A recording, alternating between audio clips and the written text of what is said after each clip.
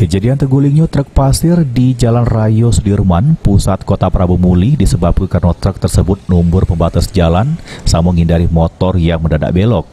Akibatnya sopir truk mengalami luka ringan sehingga dievakuasi oleh petugas Laka Polres Prabu Muli. Sementara itu guna mencegah kemacetan di lokasi kejadian, truk yang terguling dievakuasi oleh petugas unit Laka Satlantas Polres Prabu Muli dibantu dari Dinas Perhubungan Prabu Muli make mobil derek.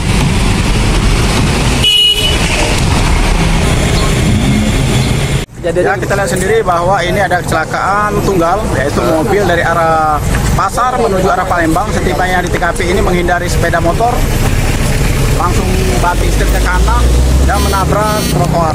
Tidak ada korban jiwa, namun ada kerusakan sedikit di sini. Nah, ini kejadian di Jalan Jenderal Sudirman, depan kantor IUF, kilometer 6. Dengan kejadian ini dihimbau sama para sopir truk yang lewat supaya waspada sama berhati-hati supaya terhindar dari kecelakaan lalu lintas.